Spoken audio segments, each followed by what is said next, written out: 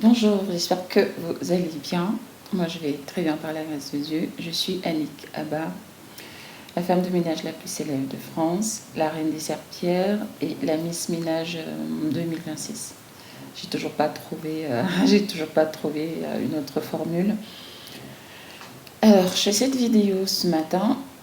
Hier, j'étais tombée sur une vidéo en monsieur. Je tiens déjà à préciser que ma vidéo sera longue. Je vais certainement la faire en trois parties pour TikTok et Facebook, mais la version longue, je vais la poster sur ma chaîne YouTube. Donc hier, j'ai terminé ma journée et puis j'ai fait un petit tour sur TikTok et je suis tombée sur la vidéo d'un monsieur qui sensibilisait les couples. Il disait qu'il avait regardé un reportage sur... c'était un enfant de 12 ans qui avait copieusement bastonné sa maman.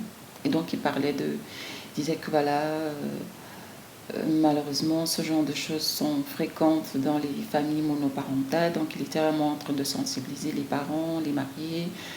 Faites un effort quand vous avez déjà des enfants, etc. Je trouvais ça très intéressant. D'ailleurs, j'y ai laissé un commentaire et je me suis dit, bah, ça tombe bien. Désolée à mon voisin qui est en train de faire des travaux chez lui, donc vous allez entendre certainement des bruits. Je veux faire cette vidéo tant que les backgrounds de la maison sont à leur cours de danse parce que sinon après ça sera compliqué. Donc je suis vraiment désolée. Concentrez-vous sur ce que je dis et non sur ces aléas-là. Alors j'ai noté, j'ai pris mes notes. Mon professeur, mon ancien professeur, monsieur Benjamin Bonbon, il m'avait dit que quand je fais des vidéos, que je prenne des notes comme ça.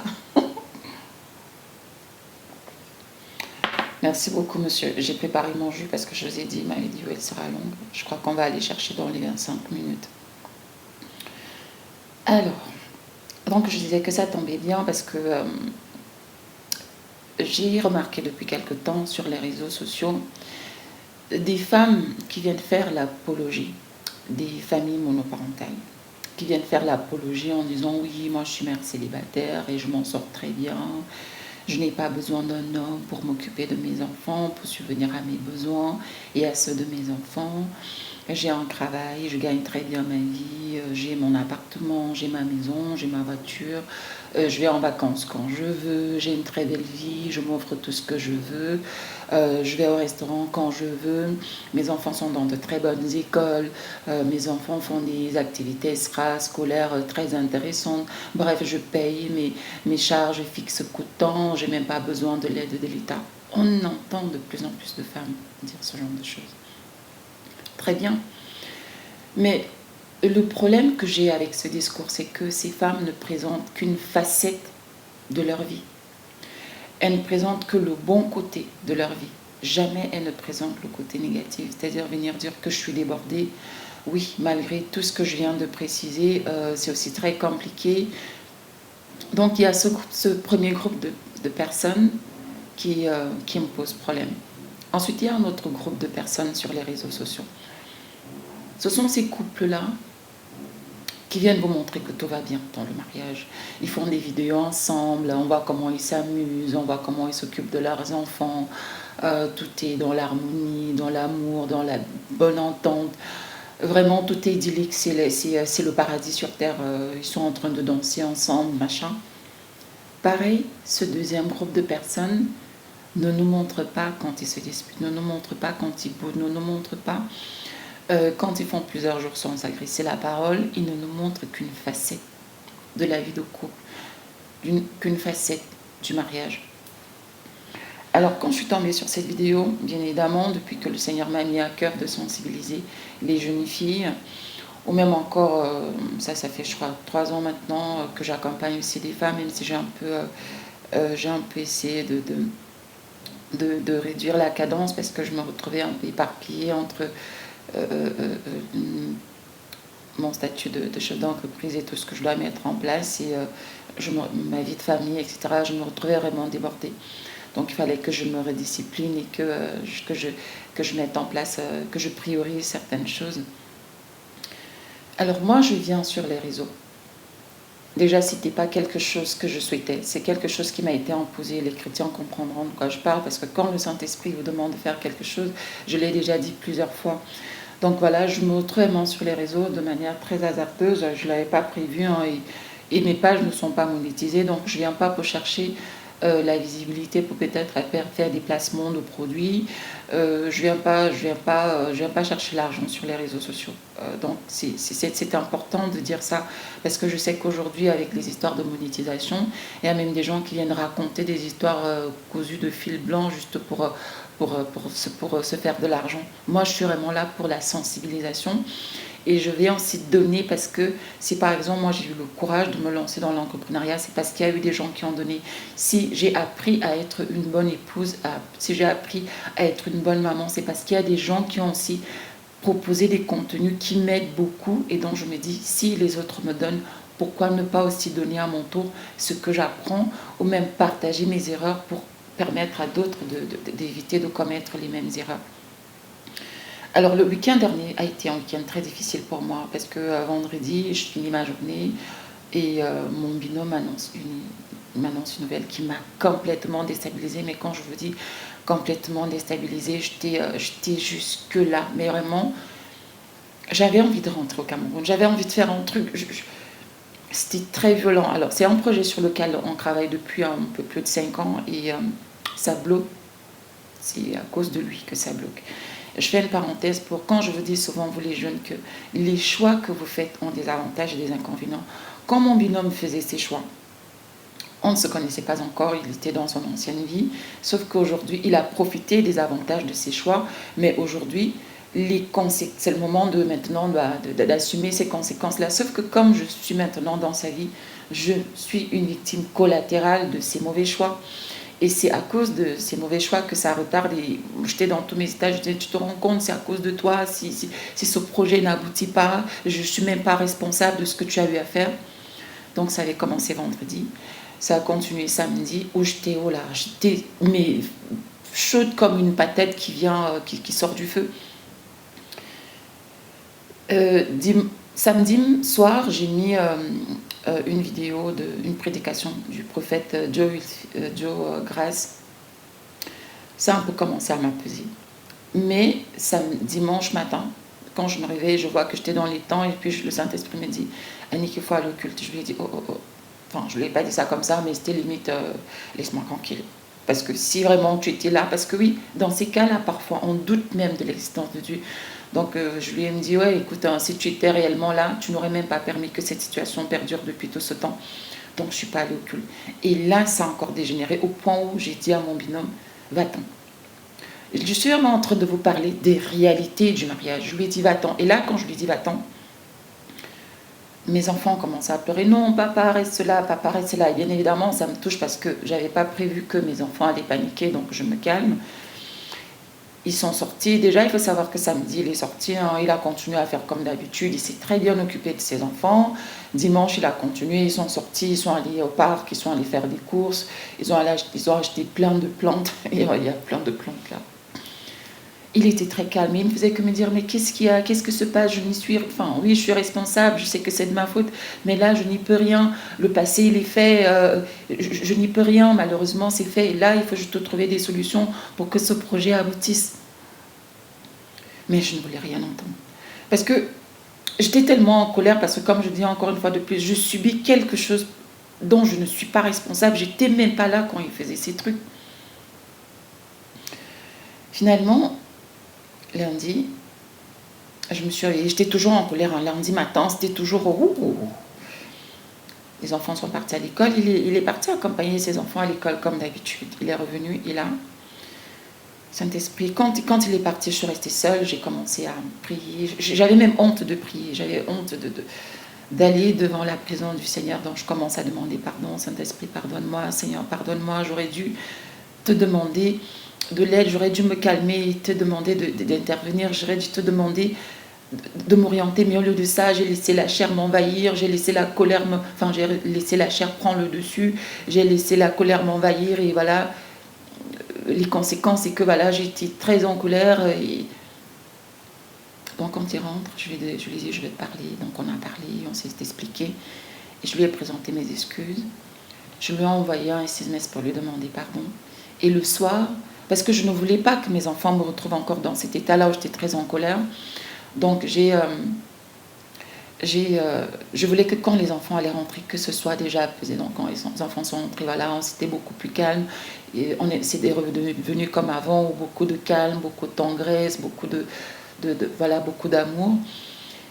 Et quand on allait mettre nos enfants au lit, on a prié, parce qu'on va souvent les mettre au lit ensemble, on prie. Et là, j'ai demandé pardon à mes enfants. Et je lui ai demandé pardon, je leur ai dit, maman est désolée, maman vous présente ses excuses, le week-end n'a pas été facile, maman n'était pas bien. Et là, mes enfants m'ont dit, maman, on te pardonne. On s'est fait des câlins, et puis voilà.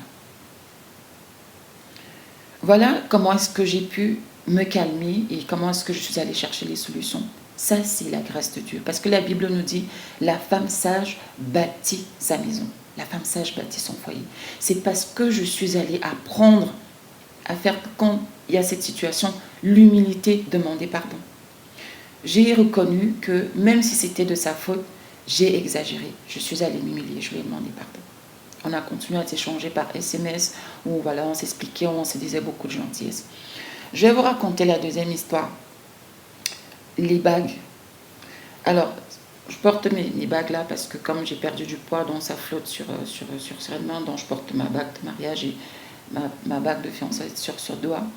Ces bagues-là, donc cette bague et cette alliance, enfin cette bague et cette alliance ne sont pas les bagues, la bague et l'alliance d'origine. Je ne sais pas la contient parce que j'en ai tellement jeté. Oui, vous avez bien entendu, j'ai jeté. Dans mon ancienne vie, l'ancienne moi, à chaque fois que j'avais un problème avec mon binôme, j'enlevais ma bague, je jetais.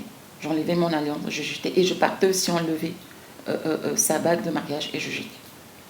J'en ai tellement jeté qu'il en a fini par avoir marre et aujourd'hui, il porte une simple bague une simple alliance en argent. Je crois qu'il avait acheté à 200 euros. Il m'a dit, je ne mets plus de l'argent pour acheter parce que c'est encore pour que tu jettes.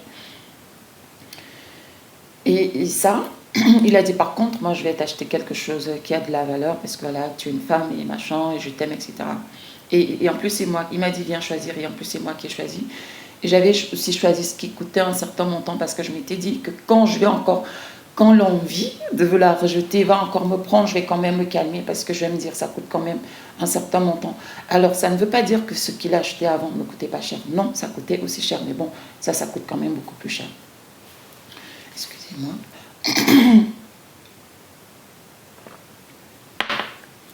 Ma première bague de mariage et ma première bague de fiançailles, je les avais vendues. Lors d'une énième dispute, je vais enlever ma bague de mariage et mon alliance et ma bague de fiançailles et je vais garder quelque part. C'est comme ça que ça avait commencé. Je portais plus, je boudais, j'étais fâchée et puis on s'est encore disputé. Là, j'ai dit, ok, je vais aller chez ma soeur. Parce que moi, j'étais comme ça. Hein. Dès qu'il y avait un problème, allez, hop, je prenais mes affaires, je partais, soit chez ma soeur, soit chez mon frère. C'était tout le temps comme ça. Immature, capricieuse, irresponsable. Tout ce que vous pouvez mettre, toxique même, ignorante aussi. Parce que les choses que je voyais sur les réseaux sociaux, je voulais appliquer ça dans mon couple. Alors que non, ce que les gens vous montrent sur les réseaux sociaux, ils vous vendent du rêve. Et comme donc il ne faisait pas ce que je voyais les hommes faire sur les réseaux sociaux, pour moi c'était une conclusion qui n'était pas un bon mari. Donc je vais aller chez ma soeur parce qu'on se dispute encore et je n'ai pas d'argent. Ok. Je commence à réfléchir, bien sûr je ne peux pas lui demander de l'argent parce qu'il n'allait pas. De toute façon on était en train de bouder, donc il est hors de question que j'étais en train de bouder, il faut bien que je dise les choses. Je vais aller prendre ma bague de mariage et ma bague de fiançailles, j'ai souvent du mal avec ces trucs-là, ma bague de fiançailles, mon alliance, je vais prendre d'autres bijoux que j'avais et je vais aller les vendre. Je vais chercher sur Internet où je peux aller chercher. J'étais allée quelque part à Boulogne, à l'époque on habitait encore en région parisienne, donc j'ai quitté Juvisy pour aller à Boulogne. Je suis allée vendre et ce monsieur, en plus, il m'avait arnaqué parce que tout ça, il m'avait donné que 90 € alors que ça valait beaucoup plus cher que ça. Ma bague de fiançailles était en argent, en or blanc et en or jaune, très belle bague. Et mon alliance, c'était en or en or jaune. Très belle bague aussi qui avait... Enfin, je pense que normalement, ce monsieur aurait dû me donner au bas mot 500 euros, rien que pour ces deux-là. Mais bon, comme je dis, moi je voulais juste de l'argent, donc dès qu'il m'a donné, je suis allée faire le dépôt sur mon compte. Et hop, quand je suis rentrée à la maison, j'ai fait une réservation sur Blablacar et puis j'ai pris mes affaires, je suis partie. Et bien évidemment, quand je partais, je ne lui disais pas au revoir. Et je vivais cette situation et à un moment, j'ai commencé à me dire, Annick, est-ce que tu vas être comme ça en étant maman? Est-ce que c'est comme ça que tu vas accueillir tes enfants dans cet environnement? À l'époque, je n'étais pas encore maman. Et là, j'ai commencé à aller chercher des solutions. Seigneur, change-moi. Seigneur, je ne suis pas fière de la femme que je suis. Seigneur, je ne suis pas fière de la vie de couple que je mène. Entre-temps, il y avait aussi des personnes qui me donnaient des conseils toxiques. Non, Annick, tu peux trouver mieux. Annick, quitte-le, il ne te mérite pas, machin. Donc, je baignais dans tout ça, entre ce que je voyais sur les réseaux sociaux, les conseils toxiques que les gens me donnaient, tu peux trouver mieux, machin. Donc, je baignais vraiment dans cet univers-là. J'étais complètement instable. Bien évidemment, j'avais d'autres problèmes. Mon papa qui était parti. Dans ma tête, là, les Camerounais disent souvent que dans ma tête, c'était le marché Mbopi qui était dans ma tête. Donc, ça, c'est l'histoire des bagues. Troisième histoire, j'ai expérimenté la réalité ou alors les réalités d'une mère célibataire pendant quelques heures. C'est ce que j'ai noté pendant quelques heures. Alors, il se passe quoi? À l'époque, j'étais encore salariée. Mon binôme, il m'appelle en fin de journée, il me dit désolé, j'ai pas pu t'en parler plus tôt parce que je pensais que que c'était pas nécessaire. J'ai eu un malaise au bureau, mes collègues ont appelé une ambulance, donc là je suis aux urgences. Je pensais que j'allais être reçue plus tôt, mais non, ça craint. Est-ce que tu peux aller chercher notre fille? Bien sûr, c'est lui qui s'occupe. Il s'est toujours occupé de ça. Il va déposer les enfants le matin, il va les récupérer. Donc, à l'époque, c'était chez les nounous. C'est la panique générale. À l'époque, je travaillais à Noisy-le-Grand. Ceux qui connaissent, je devais aller à Juvisy.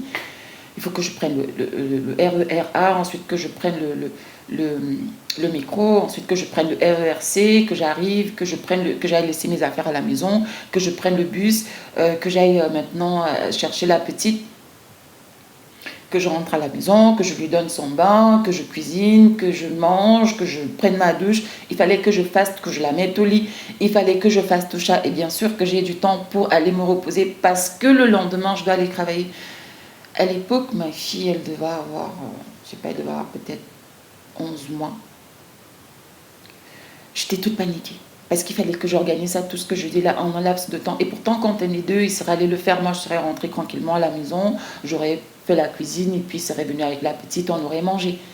Il fallait que je fasse tout ça. Et je vous assure, ce n'était pas facile. Donc, les mères célibataires qui viennent vous faire l'apologie des familles monoparentales, elles ne vous disent pas la vérité. La Bible n'a pas créé... La Bible a prévu que on se marie, on fait les enfants ensemble et on les élève ensemble.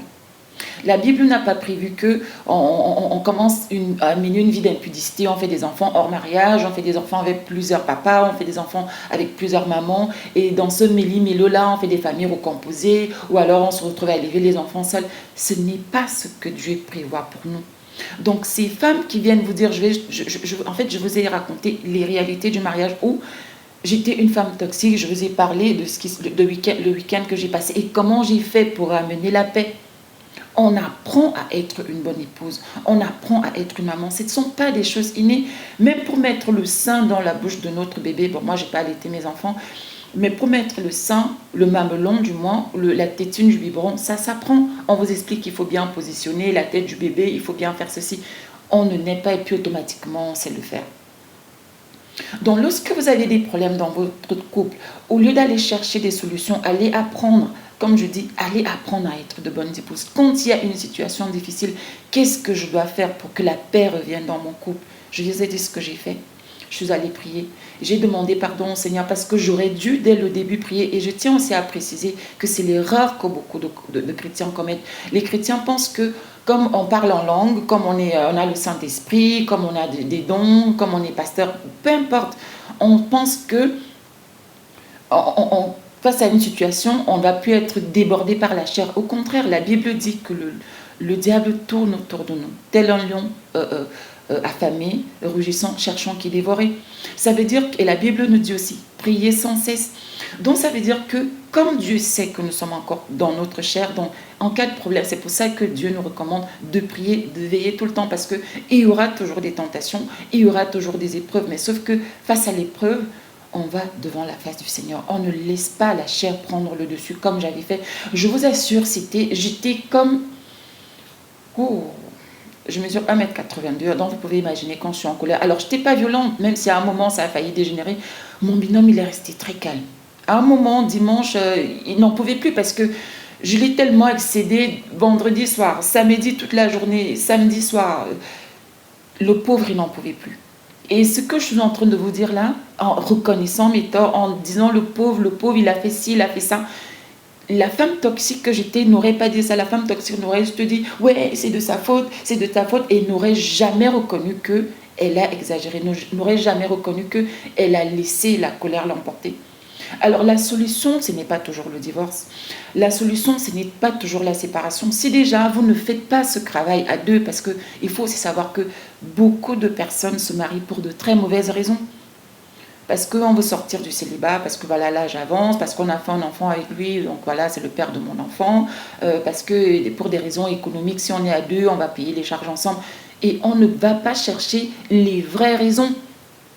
Le mariage, ce n'est pas ce que vous voyez sur les réseaux sociaux, c'est pas ce que vous voyez dans les films, c'est pas ce que vous avez lu dans les Harlequins, dans les, je sais pas, les romans à l'eau de rose, ce n'est pas ça.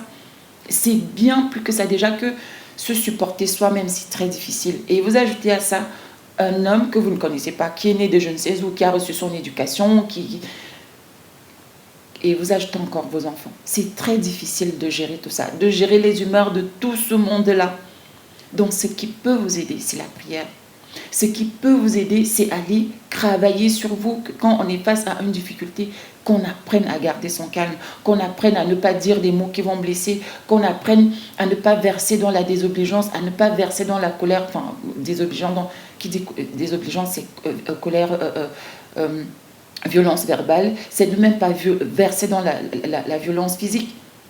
Mais pour avoir ce niveau-là, il faut aller apprendre. Et surtout l'humilité, pouvoir reconnaître que chérie, je suis désolée, je me suis mal comportée. Chérie, ce que j'ai fait, je n'aurais pas dû. Oui, même si tu es en partie responsable, mais j'ai aussi exagéré. C'est des choses qui s'apprennent. Il y a 5 ans, je ne pouvais pas faire ça. Non, on va dire il y a 7 ans, parce que c'était avant les naissances de mes enfants. Je fais un travail régulier sur moi. Tous les jours, je demande au Seigneur, Seigneur, aide-moi, change-moi, aide-moi à être une bonne épouse. Hier soir, on allait se coucher, j'ai posé ma main sur lui, j'ai commencé à prier, j'ai commencé à intercéder. Seigneur, change le cœur de mon époux. Seigneur, transforme-le. Et en même temps, Seigneur, apporte la paix dans notre foyer. Seigneur, j'ai beaucoup prié pour lui. Donc lui, il voyait, et ça je le fais souvent, il voit, je pose ma main sur lui, il croit juste que c'est parce que je lui fais un câlin. Mais en plus du câlin, je prie pour lui, je prie pour notre foyer.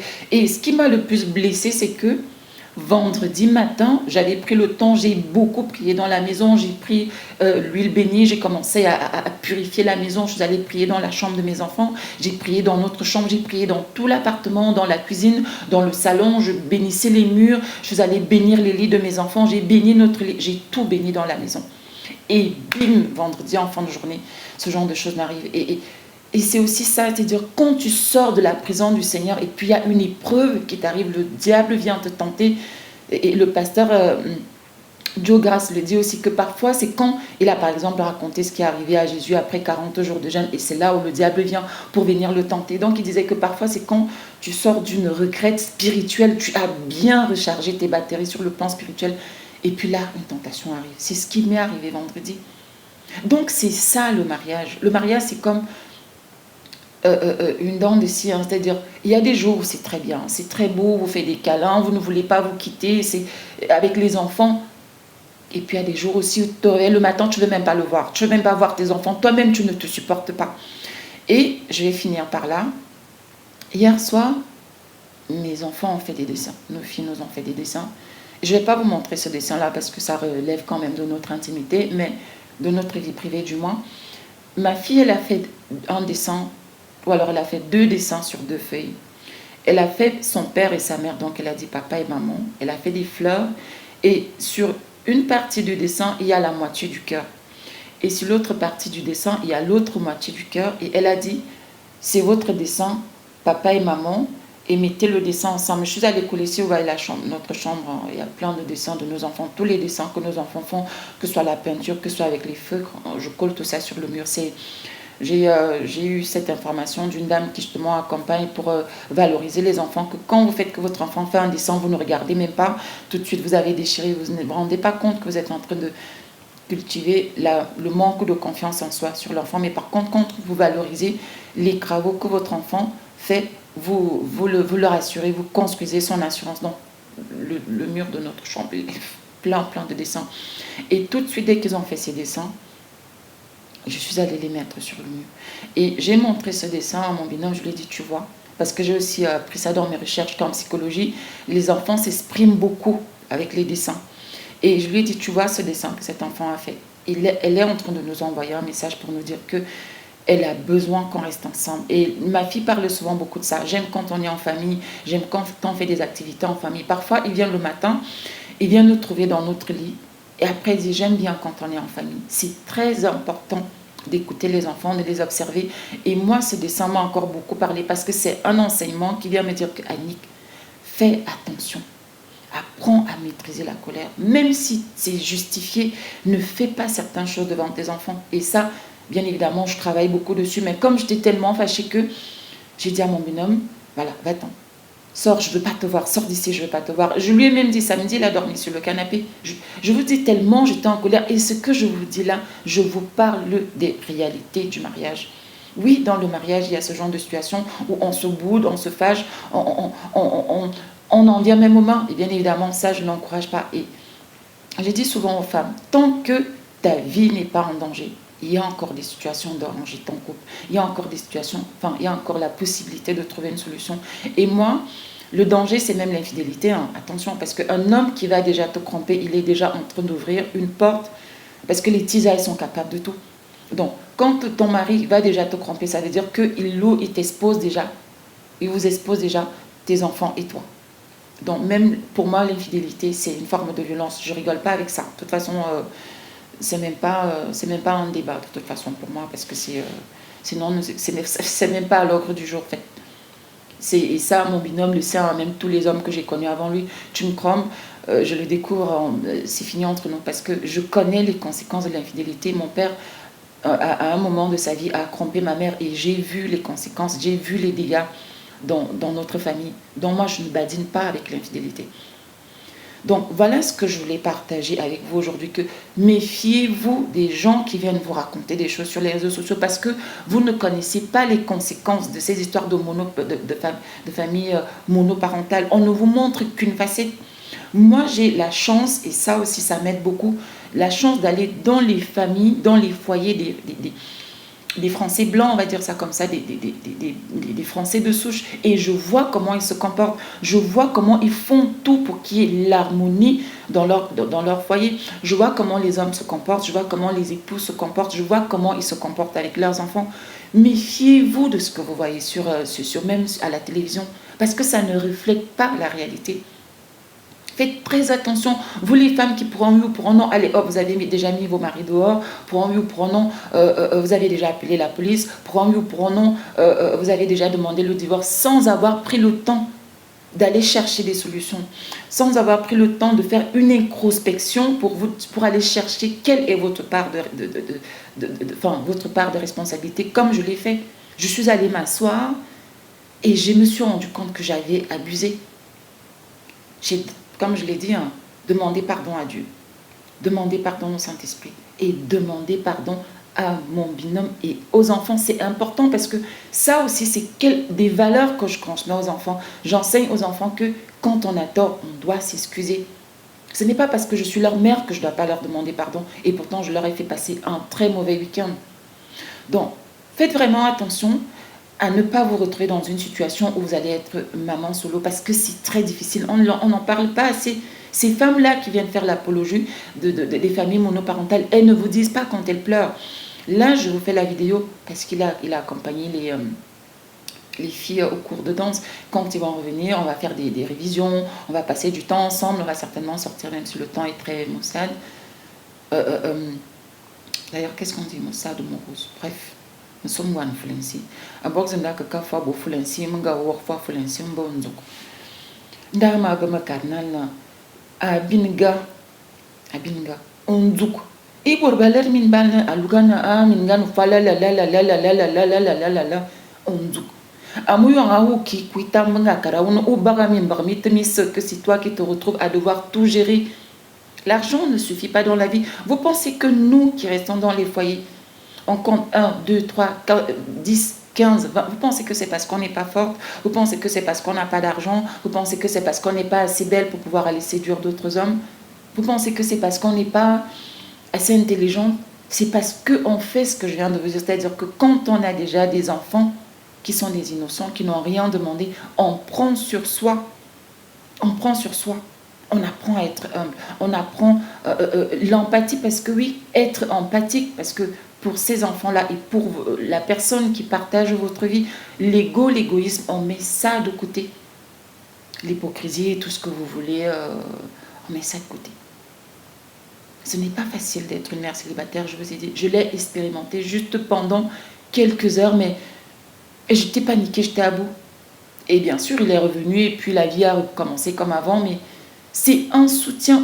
Il y a des jours où je vais me coucher, je lui dis, s'il te plaît, j'ai envie de me reposer. Et là, je l'entends dire, allez les enfants, venez, on va sortir, on va laisser maman se reposer. Mais s'il n'était pas là, j'allais faire comment? Pas moyen de se reposer. Il y a aussi des jours où il veut se reposer, j'ai 2 enfants, allez hop, on va laisser papa se reposer et moi j'occupe les enfants. C'est ça le couple, c'est ça la famille. On se soutient, on est partenaires. C'est pour ça que je l'appelle mon binôme, on s'entraide. Mais ceux qui viennent vous montrer que non, c'est possible d'être seul, oui, c'est possible d'être seul, mais avec beaucoup de difficultés derrière, avec beaucoup de peine. Et ces enfants-là, les enfants qui grandissent sans figure paternelle, sans figure maternelle, ils deviennent quoi plus tard? Si un enfant ne peut pas apprendre de comment sa maman se comporte, de comment son papa se comporte, il va faire comment plus tard? Quelles seront ses références? Est-ce que vous pensez à ça? Vous qui pensez que la solution facile, c'est la séparation, c'est le divorce, est-ce que vous pensez à vos enfants? Est-ce que vous pensez à l'avenir de ces enfants? Ou alors vous êtes tellement égoïste que dès qu'il y a le moindre problème, hop, vous ne cherchez pas la solution et puis pour vous, la meilleure solution, c'est de partir. Ou alors c'est de cramper, c'est d'aller voir ailleurs. Parce que c'est devenu la norme maintenant, comme tout est tellement facile, allez hop, vous venez sur les réseaux sociaux, vous draguez à tort et à travers. Je parlais des hommes et des femmes. Est-ce que vous pensez à l'avenir de vos enfants, sachant que nos enfants sont notre meilleure richesse? Ça sert donc à quoi si vous finissez de faire tout ça et que vos enfants deviennent comme le gamin de 12 ans qui frappe déjà sa maman? Quel est l'avenir de cet enfant? C'est-à-dire que si Dieu n'intervient pas dans la vie de cet enfant, il va mal finir. Je ne le souhaite pas, mais ça a déjà commencé. Les prémices sont là. Donc, que le Seigneur vous bénisse, que le Seigneur vous soutienne vraiment, les épouses, parce que moi, encore une fois de plus, moi, je fais l'apologie du mariage, de faire ses enfants dans le mariage. Donc, les autres, bon, écoutez, chacun porte sa croix. Moi, je ne peux pas parler de ce que je ne sais pas. Je ne suis pas non plus en train de rejeter celles qui sont dans d'autres cas de figure. Mais en tout cas, moi, je valorise le mariage, je valorise la vie de couple, je valorise la vie de famille. Que le Seigneur vous aide à devenir de bonnes épouses, à être des femmes sages pour avoir des clés pour bâtir votre foyer, pour mieux construire la paix, l'harmonie dans vos foyers. Que le Seigneur vous aide à être à l'écoute, à instaurer la communication, à bien parler à vos époux, à prier pour eux, à prier pour vos enfants, à prier pour vous-même, à prier pour votre foyer. Parce que ce n'est pas facile. Si vous n'avez pas Dieu, si vous n'avez pas le Saint-Esprit, vous n'allez pas vous en sortir toute seule. Bien évidemment, il y a des formations, beaucoup de contenu sur YouTube. Allez écouter, allez à des séminaires, lisez des livres. Tout ça, ça va beaucoup vous aider. Il y a des podcasts aussi. Que le Seigneur vous bénisse, que le Seigneur me bénisse et à très prochainement pour une nouvelle vidéo. Bibala.